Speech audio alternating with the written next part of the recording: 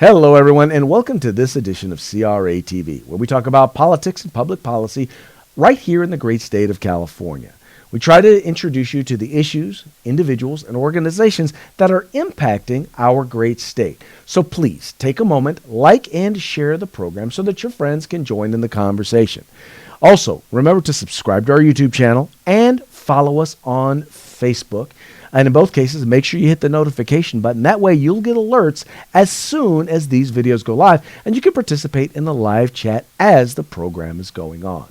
Now, I also want to remind you, for those of you who are members of the organization, or those of you who would like to learn more about the organization, there's a big event that's coming up. It's the CRA Board of Directors meeting and Presidential Endorsing Convention. It's going to be taking place on Saturday, January 25th. It's going to be taking place from 9 a.m. to 4 p.m. Okay, so the first part of the event is going to be the board meeting, and the second part of the event is going to be the endorsing convention. It's going to be in Bakersfield, California, at the Kern Room of Hodel's Country Dining there in Bakersfield. So, folks, want to encourage you, if you're either in the area or you can be in the area, there's going to be leaders from the organization all throughout the state, so it'll be a great opportunity to kind of get to know the folks at CRA. So that's a great event that you guys need to make sure to go to. Also want to remind you, there is a recall going on. There's recall petitions right now for Gavin Newsom, recall petitions that are being circulated. We need your support. We need you guys to be active and engaged. The website that you need to go to in order to either get copies of the petition, if you want to volunteer, or even if you want to donate, is ranaf.org. That's ranaf.org, or RAN Action Fund.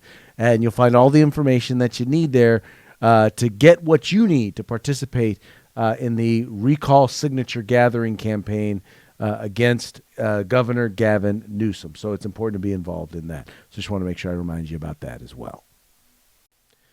All right, let me ask you a question. Who hasn't heard of the Green New Deal? All right, this is a piece of legislation that was introduced a couple of years ago by a then relatively unknown congresswoman from New York, brand new freshman congresswoman. This is a piece of legislation that we were told would transform our economy, that would save our environment, and that if we didn't support it, that we would be ruining this world. The world would come to an end in 12 years, once again, if we didn't enact the changes that were requested in this particular piece of legislation. Now, we'll ignore the fact that the legislation cost $93 trillion. We'll forget the fact that it would have decimated our economy and destroyed and killed jobs. We'll also forget the fact that it likely would have had almost no impact on the environment in our country. Almost no impact. We'll ignore all that. We'll also ignore the fact that when it was actually put to a vote, when they actually had to put their money where their mouth was, that they didn't actually vote for it. But hey, you know what? They had a cool new talking point. They had a cool thing, a cool toy that they could travel around the country and say, we need to do this. We need to do a Green New Deal. Well, needless to say, the California legislature cannot be outdone when it comes to doing cool stuff. So, in order to make sure that they got their cool points, the California legislature has introduced, or is introducing, their own version of the Green New Deal, calling it the California Green New Deal. Assemblyman Rob Bonta is the author of it, and here's a little bit of what he has to say about his legislation. We're here today to introduce the California Green New Deal. And this is a bold, transformational bill that addresses the existential threat of climate change while prioritizing equity throughout. And make no mistake, this is a big, ambitious bill, and it must be. It's necessary. The danger of the climate crisis is limitless, and so our response must be proportionate in scale, in speed, and in scope. All right, so this is supposed to be about the environment, and he talked about this inequity. Well, I mean, what does he mean when he's talking about to correct inequities? I think this is a little bit of what he's talking about. Some of our most disadvantaged and vulnerable communities, including poor communities of color, have suffered most from environmental injustice. Historically marginalized communities have been living in polluted transportation corridors, such as adjacent to freeways, sucking in dirty, unhealthy air. or living on the streets, homeless, breathing smoke-filled air from wildfires that they cannot escape, or otherwise been denied access to clean air and clean water. This is the reality, and it's unacceptable.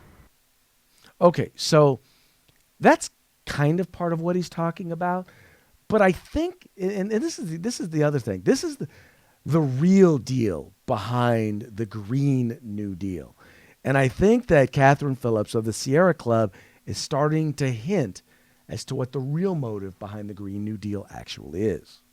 It doesn't mean anything if you have a good environment, if the rest of society is falling apart. And we want to make sure that with the California Green Deal, we continue on the path that we've been on to be a leader in environmental action. We want to accelerate that action, and we want to make sure that we now become a leader in social justice, labor justice, and the like. Okay, so you now get it. It's not just about the environment, right? It's definitely not just about the environment. It's about more than that. It's about utilizing this green thing, utilizing this green idea to get people plugged in so they'll like it. Oh, yeah, we're going to save the environment. But then they want to talk about jobs. They want to talk about the economy. They want to start talking about income inequality. And they want to start to use all of these things under the guise of, quote unquote, a Green New Deal. It's not about the green. It's about the New Deal. It's about reinventing what Franklin Delano Roosevelt introduced, the New Deal, more government programs that are going to take over more parts of your life. In fact, the inventor, the person who came up with the idea of the Green New Deal, as much as admitted it. AOC, her chief of staff, actually admitted that the Green New Deal it really wasn't about the environment. It was not really about climate change. It was really about, let's find the next quote.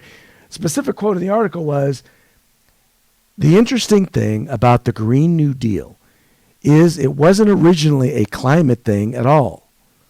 I will not bother to try to pronounce that name, said to Inslee's climate director, Sam Ricketts, according to a Washington Post reporter who attended the meeting for a profile on Wednesday. Now, do you guys think of it as a climate thing? Because we really think of it as a how do you change the entire economy thing? Social, economic, right? And this is what their goal is. Social, economic, radical, regional, and gender-based justice, and equality, and cooperative and public ownership. Folks, how can you not see this for what it is? It's an attempt to undo everything that we are and everything that we have. It's an attempt to undo our socioeconomic system, to take us from capitalism to socialism. Or in some cases, they might mean communism. Now, if you don't believe so, just listen to the framework of the bill and the things in which they want to make sure are incorporated in this particular measure.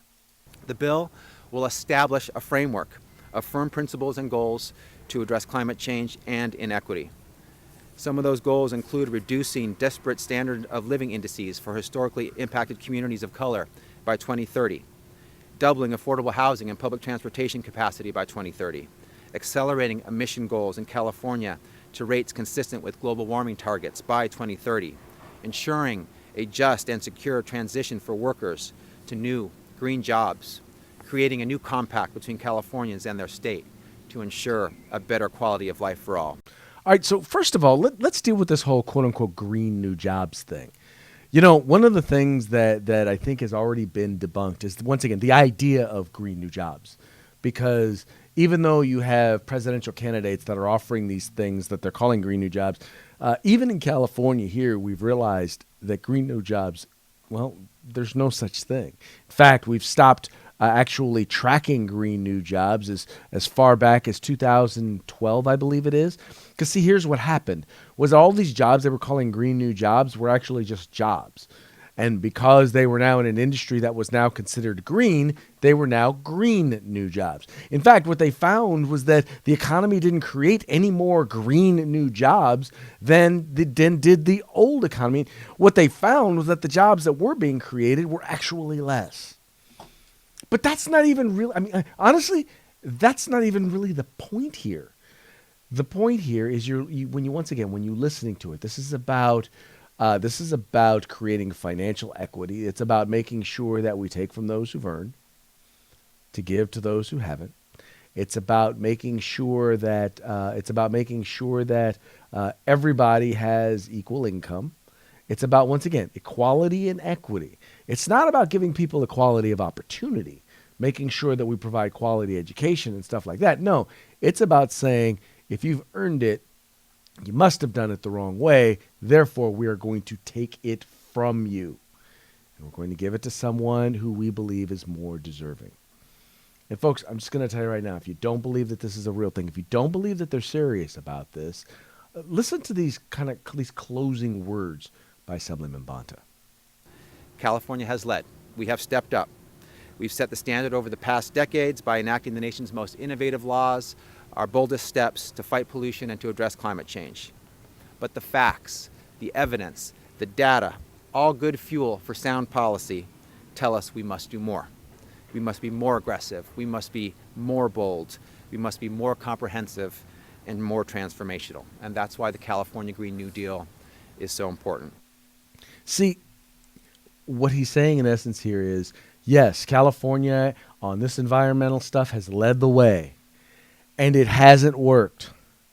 And because it hasn't worked, we need to do more of it. We need to do even more of the stuff that already hasn't worked.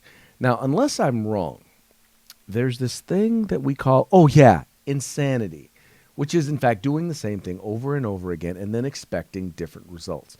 Well, that's exactly what Assemblyman Bonta, the Democrats in the California State Assembly, and those who are promoting the California Green New Deal are asking. They're asking us to trust the fact that, their policies as they've been put in place have made California one of the most, if not the most expensive place in the entire country to build housing or to live. That it's increased taxes to where we have the highest tax rates or some of the highest tax rates in the entire country. Made it to the point where we have a higher percentage of homeless people here in California than anywhere else in the country, that we have the highest percentage of poverty, people who are living in poverty, than any other place in the country. They've made it so that income inequality, the thing that they abhor, the thing that they say in this legislation that they want to stop, well, the policies that they've already implemented have led California to have some of the highest income inequality in the entire country. Folks, their desire through the Green New Deal is to transform California into a third world country. And I know that some people think that that's a little bombastic, that they may be a little hyperbolic. But when you look at the policies, once again, that they want to implement, that's the direction that they take us. Where a handful of individuals and corporations get richer, right? Because none of the policies, none of the taxes, all the stuff that they put in place, they don't pay that cost. That cost is passed on to the consumer, the people who actually buy their products, goods, and services.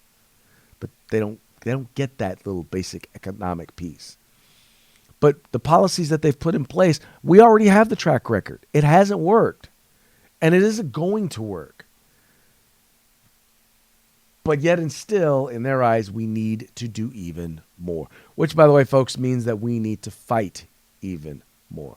So here's what we need you guys to do. Look, there's a link in the description of this video. Make sure you guys take a moment, follow that link, get on our email list, because when this stuff gets listed, when this stuff is going to be up for a vote, we want to be able to let you guys know so that you guys can make sure to communicate with your legislator and with the legislators who are going to be voting on the committee. But we need you guys to be a part of the process. So do me a favor, once again, follow the link in the description of this video. Sign up. Give us your email address so that we can stay in contact with you and let you guys know what's going on, when the stuff is going to be coming up, and when exactly you can fight against it. Because ultimately, folks, I hope you found the show to be entertaining. I hope you found it to be informative. But entertainment and information are absolutely nothing and worth absolutely nothing if it doesn't equal action. So we need your help. We need your support. California needs your support. Our children need your support. Please be involved. Please be engaged. All right, folks, that's going to be it for this edition of CRATV. We very much appreciate you guys tuning in.